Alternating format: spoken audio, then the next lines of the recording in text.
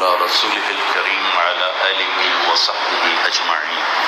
رمضان اللہ تعالیٰ کو پانے کا ایک خوبصورت موقع ہے کہ اللہ نے روزے کی ایک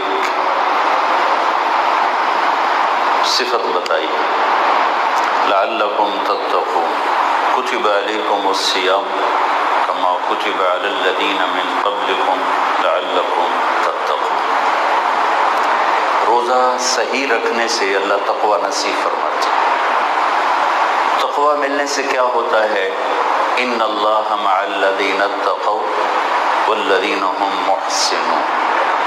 تقوی ملنے پر قرآن کی دوسری آیت میں اللہ فرماتے ہیں کہ میں تقوی والوں کے ساتھ ہو جاتا ہوں۔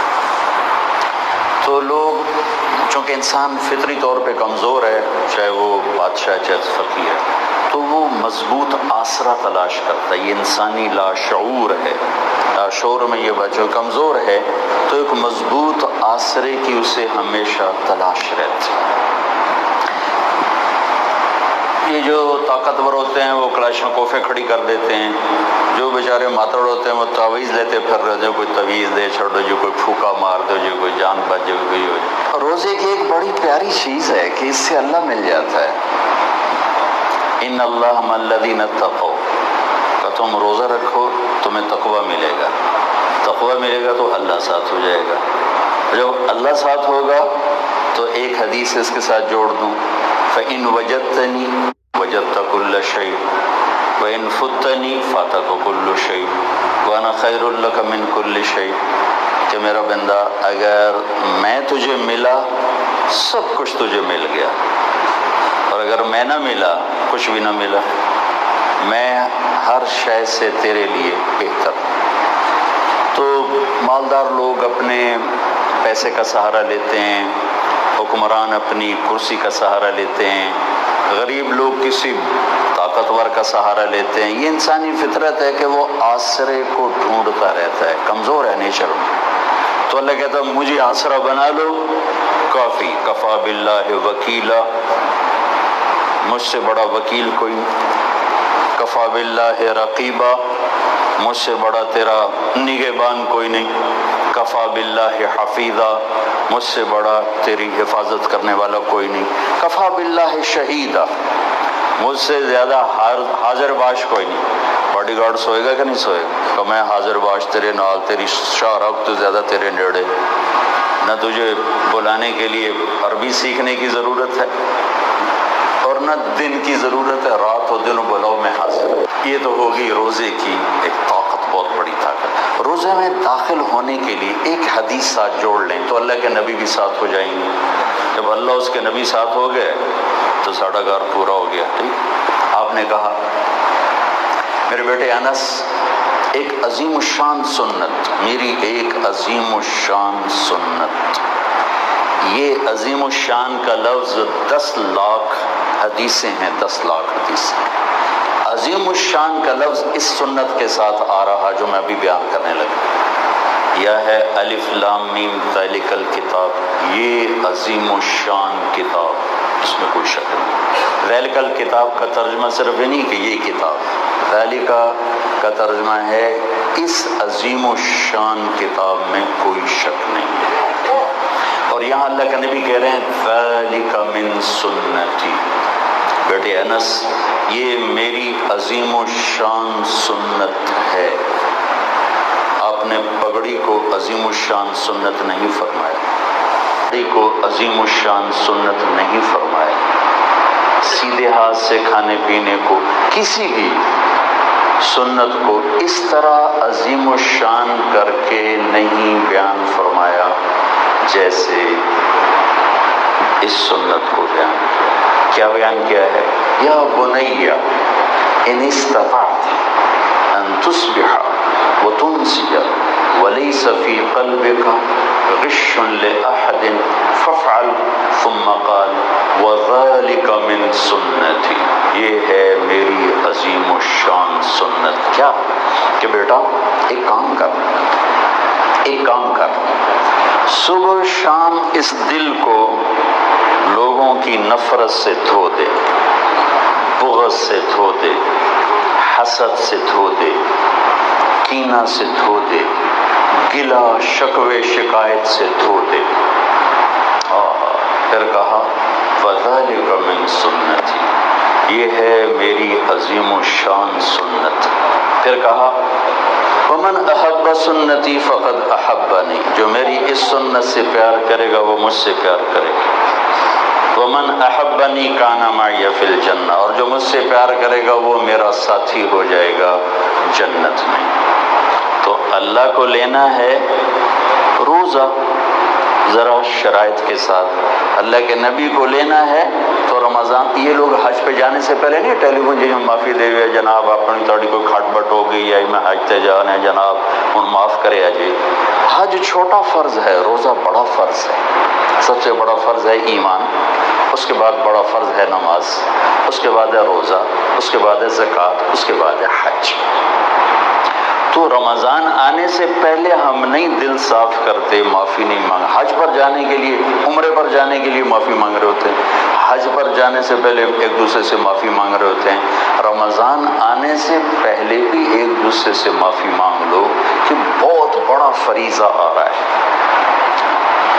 اللہ کے نبی کھڑے ہوئے ماذا یستقبلکم وماذا تستقبلون، وہ کیا آ رہا ہے، وہ کیا آ رہا ہے، ماذا یستقبلکم وماذا تستقبلون۔ پھر کہا وہ کیا آ رہا ہے، پھر کہا ماذا یستقبلکم وماذا تستقبلون، وہ کیا آ رہا ہے۔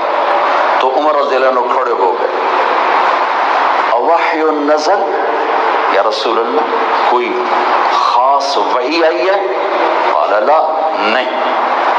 عدو حضر، کیا کسی طاقتور دشمن نے حملہ کر دیا ہے؟ قال لا، نہیں۔ تو پھر کیا ہے؟ کہ رمضان آ رہا ہے۔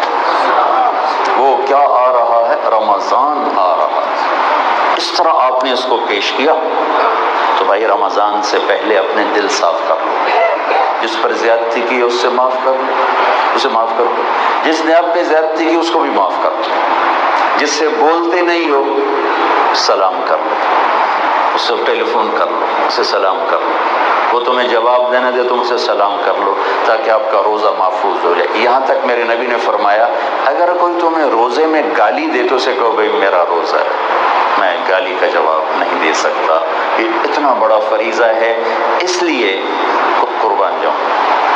ہر عمل کی جزا جنت بتائی گئی ہے، نماز پڑھو جنت، زکوٰۃ کرو جنت، حج کرو جنت، تبلیغ کرو جنت، تہجد پڑھو جنت، قرآن پڑھو جنت، سخاوت کرو جنت، محبت کرو جنت، جہاد کرو جنت، سب کا کیا صلہ؟ جنت جنت جنت۔ روزہ رکھو تو اللہ تعالیٰ نے کہا روزے کی جزا تمہارا رب خود ہے، تمہیں اللہ مل جائے گا۔